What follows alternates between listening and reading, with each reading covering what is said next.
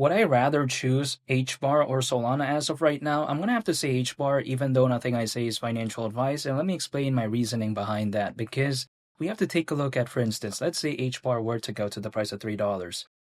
Even though nothing I say is financial advice, that right there is around a 14x from here, and market cap, considering current circulating supply at that point, would be around $127 billion. Keep in mind, BNB reached over $100 billion in market cap back in 2021, not to mention back in 2021, Ethereum reached around $550 billion in market cap. So when I take a look at that, does this seem that ridiculous to me? This is just my point of view. Now, let's see on the flip side. If Solana were to do a 14x from here, at that point, market cap would be around $1.2 trillion, and the price at that point would be over $2,000. So I just think about this. Again, Ethereum, which many people consider to be a very good layer 1 blockchain, I actually think fundamentally I do prefer Solana over Ethereum, but even besides that, again, Ethereum is more popular though, right? So we have to take a look at its market cap back in 2021, around 550 billion. Is it logical for Solana to, let's say, double that, maybe around, right?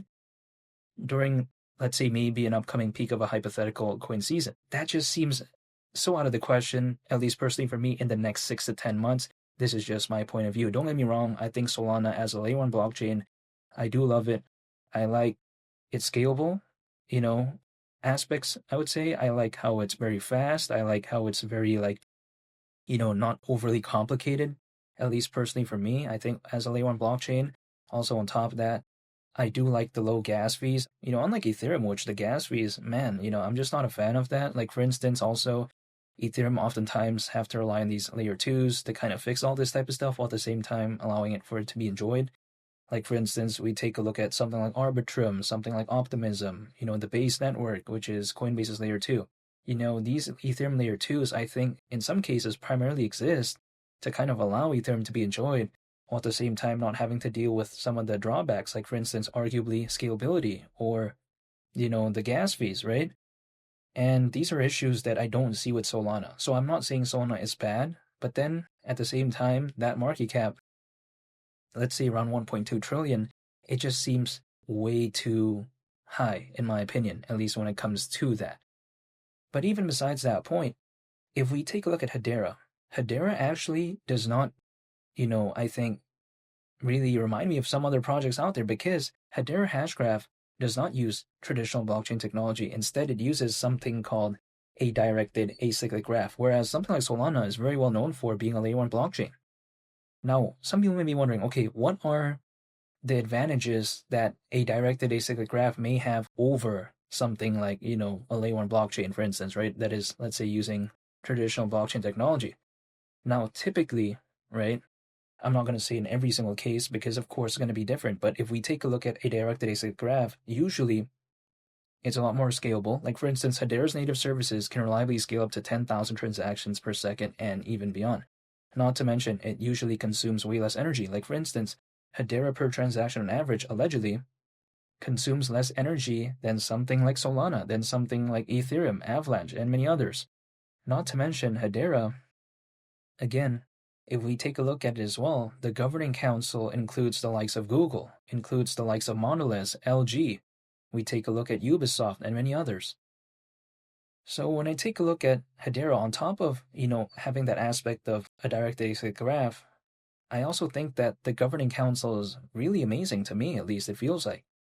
So some people also may argue that, okay, if a directed acyclic graph is so good, why is something like Jupiter, which is a project on Solana that is focused on decentralized finance, they may argue and say, why is that way more popular than something like Saucer Swap, which is a decentralized exchange on Hedera, which isn't that popular, right? I'll say that even though I'm a fan of Hedera, I'm not going to say that Saucer Swap is that popular. Again, people may argue, okay, again, if a directed acyclic graph is better, then why is something like Jupiter on Solana way more popular? Well, it's because Solana naturally is more popular. So then that is the case. Not to mention, people are already kind of accustomed, already kind of used to dealing with and kind of doing things with traditional blockchain technology. A directed acyclic graph is just a little bit different, right? It's more kind of not something that I think many people are familiar with. So I think that as a result, even though fundamentally it may have some advantages, it doesn't have the adoption yet and it doesn't have the popularity yet. Who knows if we'll ever reach that level? But then, in my opinion, just because it's so unique, it's so interesting, I do like that fundamentally. But again, this video is more so comparing kind of the price. But again, if someone said, hey, Solana or HBAR as of right now, even though I'm very bullish on Solana as, a layer one blockchain, I'm going to have to say HBAR if I was only given those two options because market cap is way lower. Now, it's on a micro cap, keep in mind, but then the market cap isn't too massive either. It's not like the market cap is like 50 billion or something like that. That's not the case, right? So I kind of like that. I think it's a good balance in between.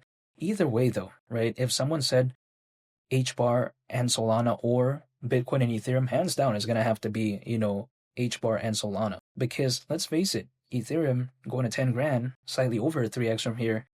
Bitcoin going to, 300 grand, that's slightly under 3x from here. So I'm not saying that I would choose, Bitcoin or Ethereum over Solana. No, I would actually choose Solana over Ethereum and Bitcoin personally for me. But then I would not choose that over HBAR, if that makes sense. This is just my point of view. However, only time will tell if, let's say, that Bitcoin dominance does drop, if we do see a fully fledged type of hypothetical altcoin season. I want to be prepared. I want to be dollar cost averaging, holding, and just waiting. But if I was only given two options, HBAR or Solana, I'm going to have to say HBAR just due to its relatively speaking lower market cap, and I like the fundamentals when it comes to Hedera. I like the community. Not to mention, HBAR recently got listed on Kraken. Now I get it. Solana has way better exchange listings, but then I still think that's a pretty good victory for Hedera nonetheless. I like it, and that's what I would choose as the winner here personally for me, even though I cannot speak on anyone's behalf. And feel free to subscribe if you enjoyed this video. I'd greatly appreciate it. It's Willie the Captain. I'll catch you on the next one. I'm out. Peace. Bye.